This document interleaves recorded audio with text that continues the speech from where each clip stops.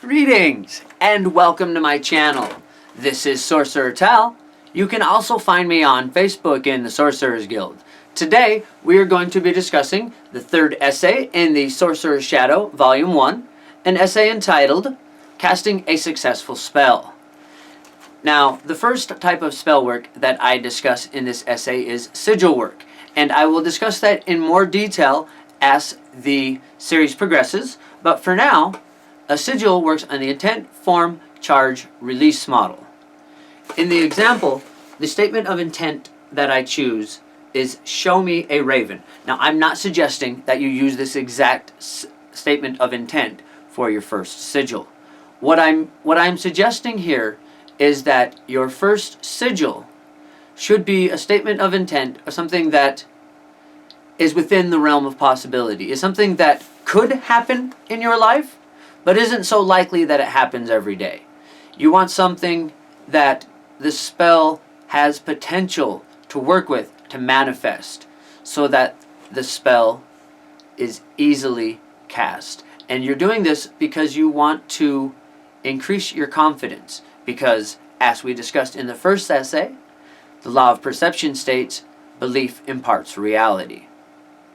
And so you're building up your belief, you're increasing your faith in your spell work, and thereby increasing your power.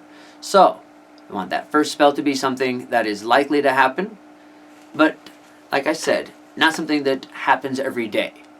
So that you will be surprised by the fact that it worked. You will build up that confidence. Okay, so, as I said, intent, form, charge, release.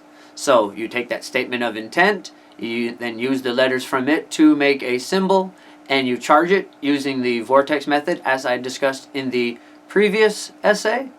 And then if you use it on a piece of paper like I do in the example, you can then burn it to release it. And then I also say to speak the statement of intent into the flame one last time as the paper burns away.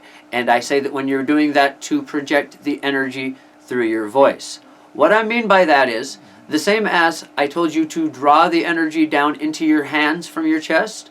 This time you're starting in the heart chakra, and you go up through the throat chakra into the mouth, and you want to visualize that energy coming out of your mouth as you speak that statement of intent into the flame.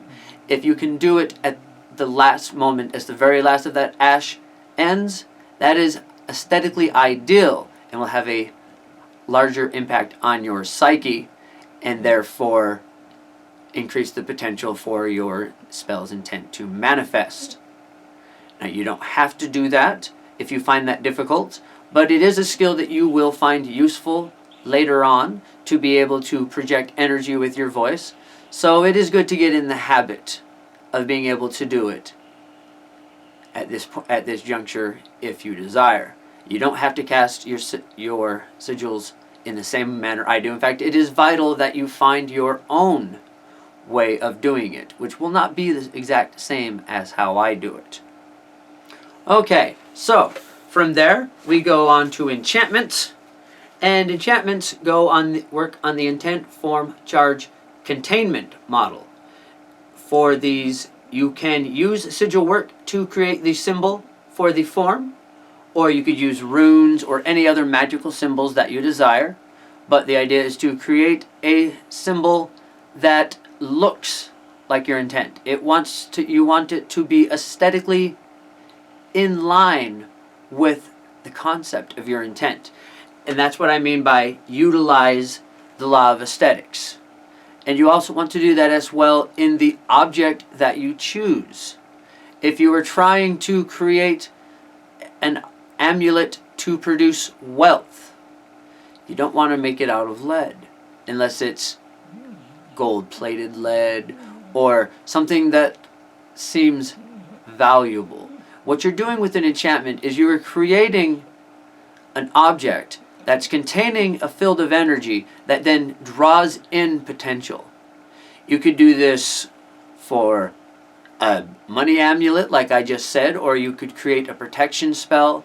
And for that, again, utilizing that law of aesthetics, you could perhaps draw the sigil on a shield, or a fearsome looking warrior or something like that, or even the sigil itself could be in the shape of a shield or a sword once you've bent the letters into that intent.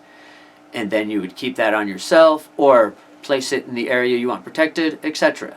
Okay, and the third type of spell that we discuss is cantrips. I also discuss cantrips in the Sorcery Self-Defense series. In fact, I just recently did a video on that, and you can catch that here. I will leave a link for that. And in that one, I actually give a demonstration of one of my own cantrip spells, which work off of my personal sigil, which we will also discuss later on in this series. Now, cantrip spells work on the intent, form, charge, containment model, but then are later released at an opportune time through a hand gesture, and that releases the energy that has been built up. And once again, you want to utilize that aesthetic style when creating those. And if you can, even, it's a good idea to link yourself to them with a lock of hair, something like that, that you can actually place inside of a power bundle. And a very easy cantrip is to create an enchantment, put that enchantment into a pouch with a lock of your own hair, and then as you begin repeating the statement of intent over and over onto the power bundle, you are utilizing the law of repetition. And every time that a concept is repeated, the power of its faith increases. And so that builds up the enchantment inside the pouch. But every time that you make that statement of intent, you would then include a hand gesture. And then when you want to call on all that energy you've built up, you would simply repeat the statement of intent and perform the hand gesture again while calling upon the energy within that pouch. And that's why a lock of hair or something like that is helpful, because that creates a direct link to you. Or you can have or you can simply visualize the sigil, depending on how adept you have become at linking yourself to those things.